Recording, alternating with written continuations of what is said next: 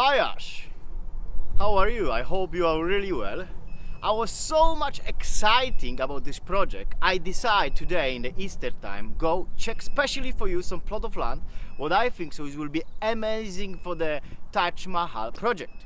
So you will see the couple different things. I will introduce you James, who will explain you about the land. The second thing, I also take with me my small beauty, my quadrocopter, so you can see everything from the sky, how it looks this.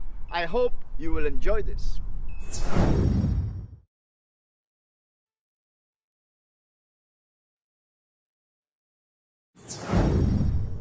Hi Ash, Pavel told me all about the Taj project. I think it's amazing. The first thing that I kind of started thinking about though is what do you need? You know, what are your requirements for somewhere like this? So in this whole video, what you're going to see is the fact that we've kind of thought about the transportation and the time it takes to get to this site. We thought about privacy and how you're going to interact with the neighbours here. We thought about what the actual land is going to be and how flat it is and how usable it is, what the access is. We thought about the power. We thought about a lot of different things. And throughout this video, we're kind of going to direct you to one thing to the other.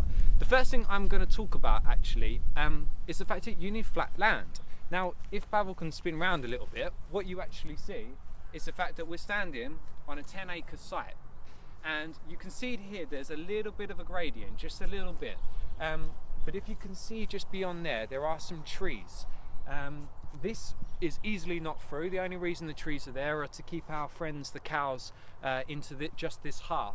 But it does actually open out, and it's quite a square plot, so it's a usable plot. This isn't one where you're going to have to think about things too much, and that is perfectly level. There is a little bit worry when you think about perfectly level. You think, is there a flood risk? And there isn't. There is actually a river, the River Thames, and another one, Jubilee something. These were actually built to take the floodwaters away. And also this is too high up for it. We're speaking to the local neighbours here, and the fact is they've never ever even come close to having even soggy ground, let alone flooding.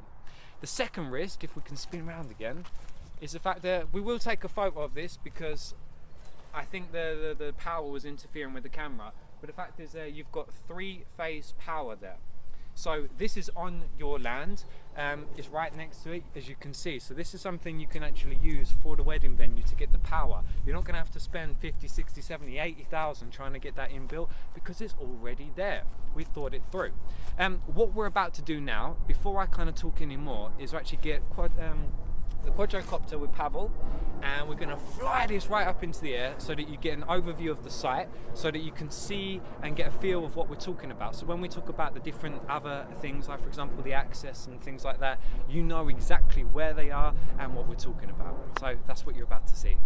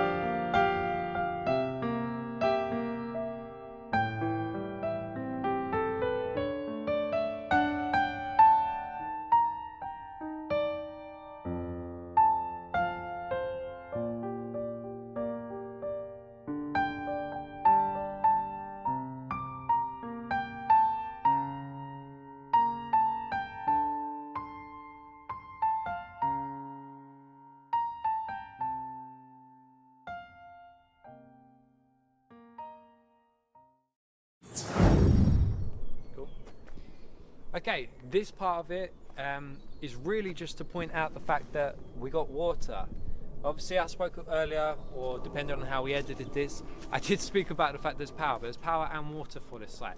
A little thing we want to mention is actually this is the entrance to the plot of land that we just showed you,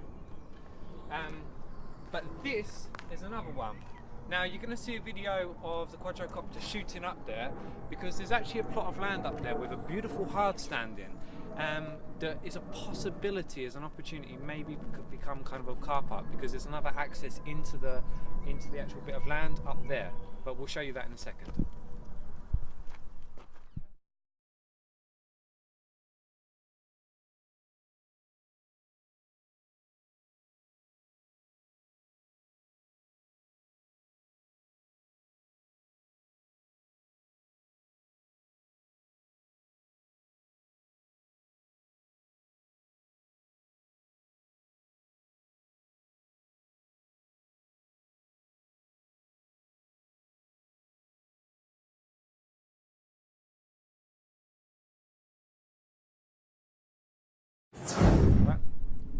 Ash, this is a little bit of land which could be something extra.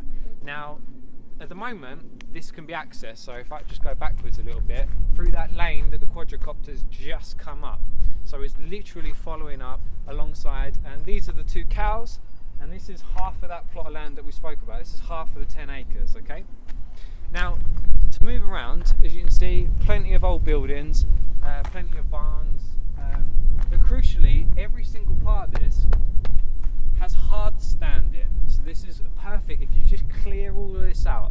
It's only a little bit of vegetation and a little bit of stuff, and actually some of this is actually worth something as well. And this could be a perfect place for car parking.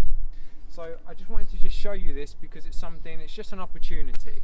And to run around again, the fact is that this plot of grass, as you can see through here,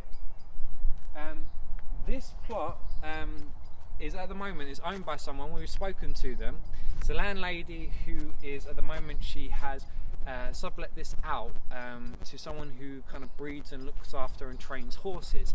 Now, speaking with her, they actually have weddings previously on this site. So it's not the, you know, the Taj project is way different, it's unique, this is why I love it. But the fact is that for this area, actually having a wedding is not something that's completely unusual. It's not weird at all. There's a couple of different, you know, kind of like country manor houses, but plus the fact that even next door they have done one without complaint. And we spoke to the person that actually ran it. So yeah, the second thing, just to move back around, is the fact that I spoke about this lane, going back to where the car is.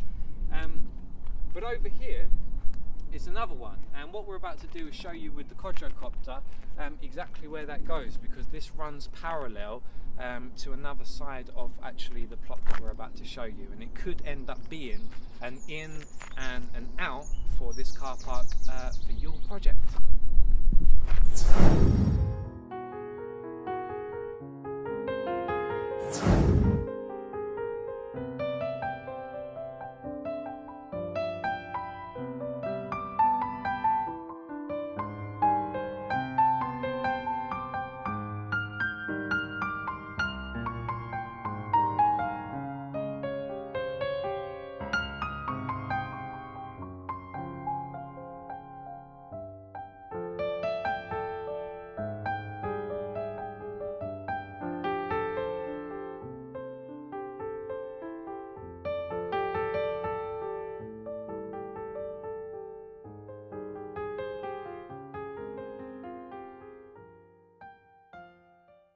Go.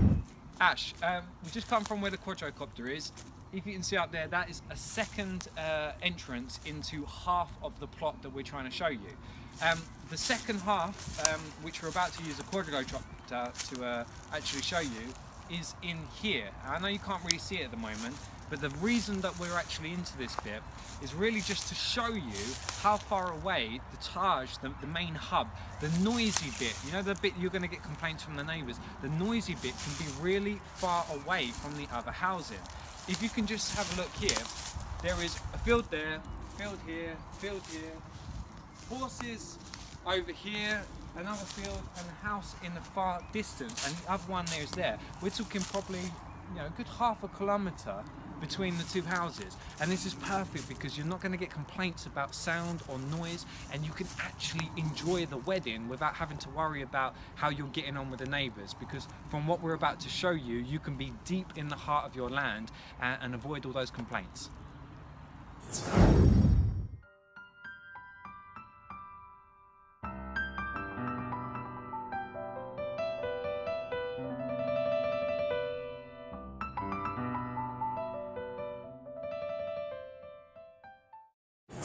Right, buddy, we're on the second half of the land that we were talking about. This is the land with the cows, literally just through this gate. You've already seen it, the quadricopters kind of showed you the rest. We've done a video of the oversight of this as well. It's just to show that the video that we did earlier where I said about how far away it is, that's the closest the house is. It's really far away.